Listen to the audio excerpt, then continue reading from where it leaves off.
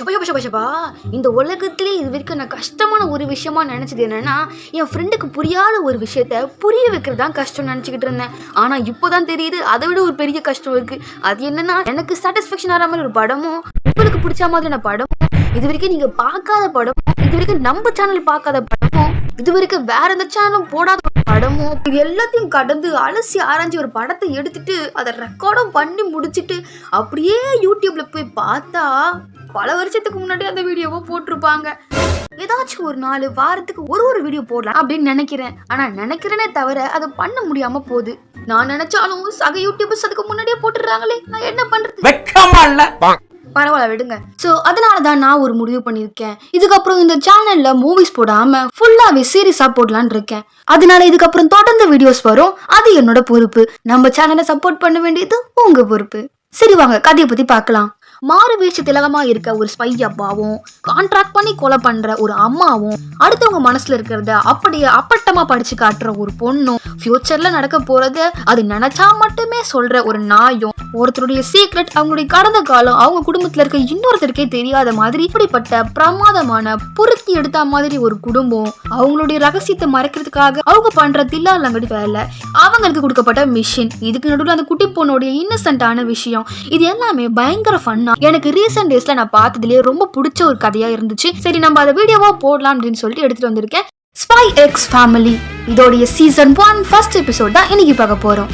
And அதுக்கு முன்னாடி மறக்காம சப்ஸ்கிரைப் பண்ணிக்கோங்க. இந்த வீடியோக்கு ஒரு லைக் போட்டுக்கோங்க. ஓகேவா? கதையோட ஓப்பனிங் சீனே ஒரு கார் வந்துகிட்டு இருக்கு. அந்த கார் பிரேக் பிடிக்காம போய்கிட்டு இருக்கு. சார் பிரேக் பிடிக்கல சார் அப்படி சொல்லிட்டே நேரா போயிட்டு ஆக்சிடென்ட் ஆயிடுது. இப்படியே சீன் கட் பண்ணி வேற ஒரு இடத்துல காட்டுறாங்க. இங்க வெஸ்ட்டுக்கும் ஈஸ்டுக்கும் ரொம்ப வருஷமா பஞ்சாயத்தா இருக்கு. இது இன்னுமே பெருசாகிற மாதிரி இப்ப வெஸ்டினுடைய மிகப்பெரிய பொலிட்டிஷியன் கார் ஆக்சிடென்ட்ல இறந்து போயிட்டாரு. இப்ப வெஸ்ட்டுக்கும் ஈஸ்டுக்கும் சண்டை வராம இருக்கணும்னா நம்ம ஒரு நம்பிக்கையான ஸ்பையை ஹையர் பண்ணணும். அவர் தான் ட்வைலைட். இப்ப அப்படியே சீன் கட் பண்ணி வேற ஒரு இடத்துல காட்டுறாங்க. இங்க ஒரு ஆள் ஒருத்தர்கிட்ட பார்சலை கொடுக்குறான். அந்த ஆள் அந்த பார்சலை வாங்கிக்கிட்டு கார்ல ஏறி போக ஆரம்பிக்கிறான். இப்ப கார்ல ஏறி போகிற அதே ஆள் மறுபடியும் பார்சலை கொடுத்த ஆள் முன்னாடி வந்து நின்று அந்த பார்சல் ரெடியா அப்படின்னு சொல்லிட்டு கேக்குறான். இதை பார்த்த இந்த அப்படியே திரும்பி அந்த காரை பாக்குறான். அந்த கார்ல இருக்கிறது வேற யாரும் இல்ல, இதுதான் அந்த டீம் மெம்பர்ஸ் பேசிக்கிட்டு இருந்த ட்வைலைட். இவர் தான் நம்ம கதையோட ஹீரோ. இவரை பொறுத்த வரைக்கும் இவருக்கு எந்த ஒரு ஐடென்டிட்டியுமே கிடையாது. ஸ்பை வேலை பார்க்கறதுக்காகவும் தன் நாட்டுக்காகவுமே அர்ப்பணிக்கப்பட்ட ஒரு மகன் அப்படின்னு கூட சொல்லலாம். மாறு விஷம் போடுறதுன்னா இவருக்கு மாங்காய் பத சாப்பிடுற மாதிரி அவ்வளவு சுலபமா போடுவாரு. இவரை மாறு விஷம் மன்னன் கூட சொல்லலாம். அதே மாதிரி அந்த ஆளை மாறு விஷம் போட்டு ஏமாத்தி அவங்கிட்ட இருந்து வாங்க வேண்டியது எல்லாத்தையும் வாங்கிட்டு வந்துட்டான். அப்படி அவன் ஒரு ரெஸ்டாரண்ட்டுக்கு போறான். அங்க ஒரு பொண்ணு இவனுக்காக வெயிட் பண்ணிக்கிட்டு இருக்கு. அப்ப அங்க ஒரு ப்ரொபோசல் நடந்துகிட்டு இருக்கு. இதை பார்த்து அந்த பொண்ணும், நம்மளும் எவ்வளவு நாள் தான் இப்படியே இருக்கிறது, நம்மளும் கல்யாணம் பண்ணிக்கலாமா ராபர்ட்? இதை கேட்டு அவனும், எனக்கு நீ செட் ஆக மாட்டேன்னு நினைக்கிறேன், உன் கேரக்டரும் என் கேரக்டரும் வேற மாதிரி இருக்கு, நம்ம பிரேக்கப் பண்ணிக்கலாம் அப்படின்னு சொல்லிட்டு அங்க இருந்து போயிடுறான். அப்ப அவன் என்ன சொல்றான்னா, இதோட இந்த ராபர்ட்டோட சாப்டர் முடிஞ்சிருச்சு. நான் ஸ்பையா ஒர்க் பண்ண ஸ்டார்ட் பண்ணதுல இருந்து என்னோட வாழ்க்கை சராசரி மனுஷங்க வாழ்க்கை மாதிரி இருக்காதுன்னு தெரிஞ்சுதான் நான் இதுல இறங்கினேன். இந்த கல்யாணம், குழந்தை, குட்டி அதுக்கெல்லாம் இந்த ஸ்பை வேலையில இடம் கிடையாது. எனக்குன்னு எந்த ஒரு ஐடென்டிட்டியும் கிடையாது. நான் யாருன்னு கேட்டா எனக்கே தெரியாது. எனக்கு தேவையான இன்ஃபர்மேஷனை அந்த பொண்ணுகிட்ட இருந்து கலெக்ட் பண்ணியாச்சு. இதுக்கப்புறம் எனக்கு அவ கூட பேச வேண்டிய அவசியம் இல்லை. அப்ப அவன் ட்ரெயின்ல போய்கிட்டு இருக்கும் போது அவனுடைய அடுத்த மிஷன் என்னன்னு சொல்லிட்டு சீக்ரெட் கோட் வழியா படிச்சுக்கிட்டு இருக்கான். அப்ப அவங்க என்ன சொல்றாங்கன்னா, ஈஸ்டுக்கும் வெஸ்ட்டுக்கும் சண்டை முட்டி விடுறதுல முக்கியமான ஒருத்தன் இருக்கான். அவன் பேர் தான் டானமன் டெஸ்மண்ட். இவனை மட்டும் நீங்க நெருங்கிட்டீங்கன்னா போரை நிறுத்தி உலக அமைதியை நம்ம மீட்டிடலாம். அதுக்கு நீங்க பண்ண வேண்டிய முதல் வேலை குழந்தை பெத்துக்கணும். எதை இவனை அவ்வளவு சீக்கிரம் நம்மளால நெருங்க முடியாது. இவன் போற ஒரே ஒரு இடம் எதுன்னா அவன் பையன் படிக்கிற ஸ்கூல் தான். அந்த ஸ்கூல்ல பெரிய பெரிய பொலிட்டிஷியனும் பெரிய பெரிய ஆட்களுடைய பசங்க மட்டும் தான் படிக்க முடியும். அதோடைய என்ட்ரன்ஸ் எக்ஸாம் நடக்க இன்னும் 7 நாள் தான் இருக்கு.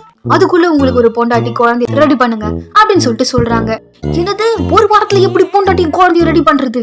நீங்க ஒரு ஸ்பை அப்படின்றனால நீங்க பண்ற எந்த ஒரு நல்ல விஷயத்துக்குமே உங்களுக்கு மெடலோ மக்கள் கிட்ட இருந்து ஒரு அங்கீகாரமோ கிடைக்காது. ஆனா நீங்க பண்றது மூலியமா நிறைய பேரோட உயிர் இந்த போர்ல இருந்து காப்பாற்றப்படும் அப்படின்னு சொல்லிட்டு போட்டிருக்கு. நான் ஒரு குடும்பத்தை கண்டுபிடிக்கிறது மூலியமா உலக அமைதியை காப்பாற்ற முடியும்னா நான் அதை செய்ய ரெடியா இருக்கேன் அப்படின்னு சொல்லிட்டு உடனே வீடு பார்க்க ஆரம்பிக்கிறான். இந்த வீட்டுல கேமரா எங்கேயுமே இல்ல. ஏதாச்சும் பிரச்சனையாச்சுன்னா எஸ்கேப் ஆறதுக்கு நிறைய வழி இருக்கு. நம்ம ஹீரோ இந்த கேரக்டருக்கு வச்சிருக்க பேர் லாய்ட் ஃபோர்ஜர். இவன் ஒரு சைக்காட்டிஸ்ட். அப்ப அந்த ஹவுஸ் ஓனர் கேக்குறாரு, சார் உங்களுக்கு ஒரு குழந்தை இருக்குன்னு சொன்னீங்களே, அது பொண்ணா பையனா? இனிமேல் தான் முடிவு பண்ணணும். எது சரி ஃபர்ஸ்ட் நம்ம ஒரு குழந்தைய தேடுவோம்னு சொல்லிட்டு ஒரு ஆர்ஃபனேஜ்க்கு போறான். அங்க போய் பார்த்தா அங்க இருக்க ஆளு செம போதையில எந்த குழந்தை வேணுமோ எடுத்துட்டு போ அப்படின்னு சொல்லிட்டு சொல்றான். உடனே ட்வைலைட், எனக்கு கொஞ்சம் பேச படிக்க தெரிஞ்ச குழந்தை இருந்தா ரொம்ப நல்லா இருக்கும் அப்படின்னு சொன்ன உடனே அந்த ஆள் நேரா கொண்டு போய் ஒரு குட்டி பொண்ணை காட்டுறாரு. இந்த பொண்ணு பேரு ஆன்யா, இங்க இருக்கிறதுலயே புத்திசாலி பொண்ணு இந்த பொண்ணு தான், வேணா இந்த பொண்ணை கூட்டிட்டு போங்க அப்படின்னு சொல்லிட்டு சொல்றான். ஆனா அவன் மனசுக்குள்ள இந்த தொல்லை மட்டும் இங்க இருந்து போனா போதும், நான் ரொம்ப நிம்மதியா இருப்பேன் அப்படின்னு சொல்லிட்டு நினைக்கிறான். அப்ப ஹீரோ மனசுக்குள்ள ஈடன் காலேஜ்ல சேர்றதுக்கு 6 வயசு பொண்ணு தான் நமக்கு வேணும், ஆனா இந்த பொண்ணு பார்த்தா 6 வயசு மாதிரி தெரியல அப்படின்னு சொல்லிட்டு நினைக்கும் போது அந்த பொண்ணு சொல்றா, எனக்கு 6 வயசு ஆகுது, ஆனா இவளை பார்த்தா அப்படி தெரியலையே அப்படின்னு சொல்லிட்டு ஹீரோ மனசுல நினைச்ச உடனே அந்த பொண்ணு அவளையே ஹைட்டா காட்டுறதுக்காக எக்கே நிக்கிறா. அதுக்கப்புறம் நம்ம ஹீரோ மனசுல நமக்கு அந்த ஸ்கூல்ல அட்மிஷன் கிடைக்கணும்னா கண்டிப்பா புத்திசாலி ஒரு பொண்ணு தான் தேவை. உடனே அந்த பொண்ணு நியூஸ் பேப்பர்ல இருக்க பசில் கேமை சால்வ் பண்றதுக்காக போறா. அப்ப நம்ம ஹீரோ அதை பார்க்கும் போது அதோடைய ஆன்சரை அவன் மனசுல நினைக்கிறான். அதை அப்படியே அந்த பொண்ணு ரீட் பண்ணி ஆன்சரை அப்படியே குயிக்கா ஃபில் பண்ணிடுறா. இது பார்த்த ஹீரோவோ இந்த பொண்ணு தான் நமக்கு சரியா இருப்பான்னு நினைக்கிறேன் அப்படின்னு சொல்லிட்டு அவளை அங்கிருந்து அடாப்ட் பண்ணி கூட்டிட்டு போயிடுறான். அப்ப ஆன்யாவை பார்த்த ஹீரோ, எப்படியோ என்னோட ஸ்பை மிஷனுக்காக ஒரு குழந்தைய அடாப்ட் பண்ணியாச்சு அப்படின்னு சொல்லிட்டு அவன் மனசுல நினைச்சுக்கிட்டு இருக்கிறத அப்படியே அந்த பொண்ணு படிக்கிறா. என்னது, இவரு ஸ்பையா, சூப்பர்ல. இந்த பொண்ணு பேரு ஆன்யா. ஒரு சயின்டிஸ்ட் குழு இவ மேல பண்ண ஆராய்ச்சி மூலியமா இவளுக்கு அடுத்தவங்க மனசுல இருக்கிறத படிக்கிறதுக்கான சக்தி கிடைச்சிருக்கு. அவ அங்க இருந்து தப்பிச்சு வந்து அவளுக்கான குடும்பத்தை தேடிக்கிட்டு இருக்கா. இங்க பாரு ஆன்யா, நான் தான் உன்னோட அப்பா, இதுக்கப்புறம் யார் உங்ககிட்ட வந்து என்ன கேட்டாலுமே நான் தான் உன்னுடைய அப்பா, ரொம்ப வருஷமா நீ ஏன் கூட தான் இருக்க அப்படின்னு சொல்லிட்டு சொல்லணும், அது மட்டும் இல்லாம நீ என்ன அப்பானே கூப்பிடு அப்படின்னு சொல்லிட்டு சொல்றான். இதை கேட்ட ஆன்யாவும் ஓகேப்பா அப்படின்னு சொல்லிட்டு சொல்றா. அப்படி அவங்க 2 பேரும் வீட்டுக்கு போகும்போது அங்க பக்கத்து வீட்டுக்காரங்க ஒருத்தவங்க வராங்க. அவங்கள பார்த்துட்டு ஆன்யா, இவர் தான் என்னுடைய அப்பா, நான் ரொம்ப வருஷமா இவர் கூட தான் இருக்கேன் அப்படின்னு சொல்லிட்டு சொல்றா. நைஸ் டு மீட் யூ அப்படின்னு சொல்லிட்டு அவங்க 2 பேரும் இப்ப வீட்டுக்குள்ள போறாங்க. இங்க பாரு ஆன்யா, இதுதான் நம்மளுடைய வீடு அப்படின்னு சொல்லிட்டு வீட்டை காட்டுறான். ஐயா, நம்மளுடைய வீடு, என்னுடைய வீடு, எனக்கு வீடு கிடைச்சிருச்சு அப்படின்னு சொல்லிட்டு செமையா என்ஜாய் பண்ணிக்கிட்டு இருக்கா. டிவி ஆன் பண்ணி ஸ்பை ஷோ பார்க்க ஆரம்பிக்கிறா. என்னது, இந்த ஷோ தான் உனக்கு பிடிக்குமா அப்படின்னு மனசுக்குள்ளே நினைச்சுக்கிறான். சரி ஆன்யா, நீ என்ஜாய் பண்ணிட்டு நான் வெளியே போயிட்டு வரேன் அப்படின்னு சொல்லிட்டு அவளுடைய ஐடென்டிட்டி எல்லாம் ரெடி பண்ணணும்ல, அதுக்காக அவன் வெளியே கிளம்புறான். அப்ப ஆன்யா, இருங்கப்பா, என்ன விட்டுட்டு நீங்க மட்டும் எங்க போறீங்க, நானும் உங்க கூட வருவேன், நீங்க மட்டும் ஜாலியா இருக்கலாம்னு பாக்குறீங்களா அப்படின்னு சொல்லிட்டு அவன் கூட தொத்திக்கிட்டே வரா. இவ வேற இப்பயே இவ்வளவு தொல்லை பண்றாளே அப்படின்னு சொல்லிட்டு அவளையும் கூட்டிட்டு போறான். அப்படி அவன் வெளியே நடந்து போய்கிட்டு இருக்கும் போது, நம்ம ஒரு ஸ்பை அப்படின்றனால நம்ம மேல யாரோட கவனமும் படக்கூடாது, நம்ம இருக்கிற இடம் தெரியாம இருந்துக்கணும் அப்படின்னு சொல்லிட்டு அவன் நினைச்சுக்கிட்டு இருக்கும் போது அங்க ஆன்யா, அப்பா எனக்கு இது வேணும், கடவுளே அப்படின்னு சொல்லிட்டு அவளை கைய பிடிச்சி கூட்டிட்டு போறான். ஒருவேளை இப்ப எதிரி வந்துட்டாங்கன்னா ஒரு கையில குழந்தைய வச்சுக்கிட்டு எப்படி சண்டை போடுறது அப்படின்னு சொல்லிட்டு அவன் மனசுல நினைக்கிறது கேட்டுட்டு, என்னது எதிரியா அப்படின்னு சொல்லிட்டு ஒரு போர்டுக்கு பின்னாடி போய் ஒளிஞ்சிக்கிறா. இவ என்ன இப்படி வித்தியாசமா பண்றா, இதுக்குள்ள அவளுக்கு என்ன பிடிக்காம போயிடுச்சா? அப்புறம் மிஷின்ல பல பிரச்சனைகள் வர ஆரம்பிக்குமே, எவ்வளவு சீக்கிரம் நான் இவளை புரிஞ்சுக்கிறனோ அவ்வளவு சீக்கிரம் இந்த உலகத்துல அமைதி உண்டாகும் அப்படின்னு சொல்லிட்டு சொல்றான். இதை கேட்ட ஆன்யாவும், என்னது, என்ன புரிஞ்சுக்கிட்டா இந்த உலகத்துல அமைதி உண்டாகுமா? அப்பா, எனக்கு பீனட்ஸ்னா ரொம்ப பிடிக்கும். என்னாச்சு இந்த பொண்ணுக்கு, திடீர்னு சோகமானா இப்ப திடீர்னு வந்து பீனட்ஸ் பிடிக்கும்னு சொல்றான். நான் நினைச்ச மாதிரி இந்த மிஷின் அவ்வளவு ஈஸி இல்ல போல. அப்புறம் ஒரு கடையில போயிட்டு ஒரு பொருளை வாங்கிட்டு அதுக்கு கம்மியான காசை கொடுக்குறா. பாப்பா, இதுக்கு இந்த காசு பத்தாது அப்படின்னு சொல்லிட்டு சொல்றாரு. உடனே இதை பார்த்து ஹீரோ ஒரு பசில் சால்வ் பண்ணதை பார்த்துட்டு இந்த பொண்ணு புத்திசாலி நினைச்சிட்டோம். ஒருவேளை நம்ம நினைச்ச மாதிரி இந்த பொண்ணு புத்திசாலி இல்லையோ, மறுபடியும் இந்த பொண்ணு அங்கேயே விட்டுட்டு வேற குழந்தைய கூட்டிட்டு வந்துடலாமா அப்படின்னு சொல்லிட்டு அவன் நினைக்கிறான். இதை கேட்ட ஆன்யா, இல்லப்பா, நான் உங்க கூட தான் இருப்பேன், நான் எங்கேயும் போக மாட்டேன் அப்படின்னு சொல்லிட்டு அவ அழ ஆரம்பிக்கிறா. சுத்தி இருக்க எல்லாரும் பார்க்க ஆரம்பிக்கிறாங்க.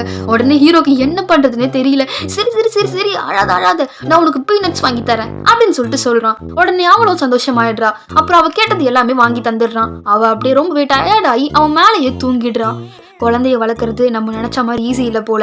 குழந்தைங்களை வளர்க்கறது எப்படின்னு சொல்லிட்டு நிறைய புக்ஸை படிக்க ஆரம்பிக்கிறான். நான் ஒன்னும் இவ கூட வாழ்க்கை ஃபுல்லா இருக்க போறது இல்ல, இந்த மிஷின் முடிஞ்ச உடனே திருப்பியும் கொண்டு போயிட்டு அவளை அந்த ஆர்ஃபனேஜ்ல விட்டுற போறேன் அப்படின்னு சொல்லிட்டு நினைக்கிறான். அப்படி அடுத்த நாள் விடியுது. என்ட்ரன்ஸ் எக்ஸாம்காக அவளை ப்ரிப்பேர் பண்ண ட்ரை பண்றான். ஆனா அவ படிக்கவே மாட்டேன்னு சொல்றா. அவ மைண்ட்ல என்ன இருக்குன்னா, நம்மளாலதான் அடுத்தவங்களுடைய மைண்ட் ரீட் பண்ண முடியும்ல, அப்படியே ரீட் பண்ணி எக்ஸாம்ல பாஸ் ஆயிடலாம் அப்படின்னு சொல்லிட்டு பிளான் பண்ணிருக்கா. ஆனா இவ படிக்க மாட்டா அப்படின்றனால நம்ம ஹீரோ செம காண்டாகி அங்க இருந்து வெளியே போறான். ஆன்யாவும் நானும் கூடவே வருவேன் அப்படின்னு சொல்லிட்டு சொல்றா. இல்ல, நீ இங்கேயே இரு அப்படின்னு சொல்லிட்டு அங்க இருந்து அவன் போயிடுறான். ஆனா ஆன்யாவும் அவ மனசுல ஸ்பை நினைச்சுக்கிட்டு அங்க ஒளிஞ்சு அவனை ஃபாலோ பண்ணி போக ஆரம்பிக்கிறா. ஆனா நம்ம ஹீரோவோ இங்க இருக்க நீ அங்க இருக்க அங்க நீ என்ன பண்ணிக்கிட்டு இருக்க மரியாதையா நீ ரூம்குள்ள போ அப்படின்னு சொல்லிட்டு அவளை வீட்டுக்குள்ள போட்டு லாக் பண்ணி வச்சுட்டு ஃப்ரெண்டை மீட் பண்றதுக்காக வரான். அவன் கேக்குறான், ஆமா நீ ஒரு பொண்ணு தத்தெடுத்தல மிஷனுக்காக, அந்த பொண்ணு எங்க? அவளை நான் வீட்லயே வச்சு பூட்டிட்டேன். அவ ஒரு சின்ன குழந்தைடா, அவளை வீட்டுல வச்சு பூட்டிட்டு வந்துட்டியா? இது மட்டும் போலீஸ்க்கு தெரிஞ்சா தெரியுமா அப்படின்னு சொல்லிட்டு கலாய்க்கிறான். அதெல்லாம் எனக்கு தெரியும், கொடுக்க வேண்டியதை கொடு. சரி இந்தா இதுதான் என்ட்ரன்ஸ் எக்ஸாம் உடைய கொஸ்டின்ஸ், இது எல்லாத்தையும் அந்த பொண்ணை படிக்க வச்சா ஈஸியா பாஸ் ஆகிடலாம். அப்புறம் இந்தா நீ கலெக்ட் பண்ண சொன்ன ஆன்யாவை பத்தி இது வரைக்கும் எங்கேயுமே இல்லாத டீடைல்ஸ் எல்லாமே கலெக்ட் பண்ணிருக்கேன், இந்தா படிச்சு பாரு அப்படின்னு சொல்லிட்டு கொடுக்குறான். அவ எங்க பிறந்தா அப்படின்ற டீடைல்ஸ் எதுவுமே கிடைக்கல. ஆனா அவளை 3 ஃபேமிலி தத்து எடுத்திருக்காங்க. அவளும் உன்ன மாதிரி தான்ப்பா 3 இடத்துலயுமே வேற நேம் கொடுத்திருக்கா. உங்க 2 பேருக்கும் செம்மையா செட் ஆகும் அப்படின்னு சொல்லிட்டு அவன் காயச்சிக்கிட்டு இருக்கான். அவன் அங்கிருந்து கிளம்பிடுறான். அந்த ஃப்ரெண்டும் இந்த ஸ்பைங்கெல்லாம் புரிஞ்சிக்கவே முடியலையே அப்படின்னு சொல்லிட்டு மனசுல நினைச்சுக்கிறான். அப்ப வீட்டுக்கு போன ஹீரோ மனசுக்குள்ள, இந்த ஆன்யா மட்டும் என்னோட ரூம்குள்ள போகவே கூடாது, அங்க என்னோட ஸ்பை எக்யூப்மெண்ட்ஸ் எல்லாம் இருக்கு, அதை மட்டும் அவ தொட்டுறவே கூடாது, அது எல்லாத்தையுமே சேஃப்டியா லாக் பண்ணி தான் வச்சிருக்கேன், அதோட நம்பர் 0215 அப்படின்னு சொல்லிட்டு அவன் நினைக்கிறான். இதை கேட்ட ஆன்யாவோ, என்னது ஸ்பை திங்ஸா, வாவ் நம்ம இப்பயே போய் அதை பார்க்கணும் அப்படின்னு சொல்லிட்டு நைஸா அவனுடைய ரூமுக்கு போயிடுறா. அவனுடைய சூட் கேஸையும் அவன் மனசுல நினைச்ச பாஸ்வேர்டை வச்சு ஓபன் பண்ணிடுறா. அது ஓபன் பண்ண ஆன்யா சும்மா இல்லாம எல்லாத்தையும் போட்டு நோண்ட ஆரம்பிக்கிறா. அப்படி நோண்டும் போது அவ கண்ணில் ஒண்ணு மாட்டுது. இதுல தானே சீக்ரெட் கோட்லாம் அனுப்புவாங்க, நானும் அனுப்புறேன் பாரு, நான் தான் ட்வைலைட், முடிஞ்சா என்ன கண்டுபிடிங்க அப்படின்னு சொல்லிட்டு சென்ட் பண்றா. வேற ஒருத்தவங்க அதை ரிசீவ் பண்றாங்க. சார் இப்ப நமக்கு ஒரு டிரான்ஸ்மிட் கிடைச்சிருக்கு அப்படின்னு சொல்லிட்டு அவன் சொல்றான். அப்படியே சீன் கட் பண்ணா ஆன்யா அவன் வச்சிருந்த எல்லாத்தையுமே கலைச்சு போட்டுடுறா.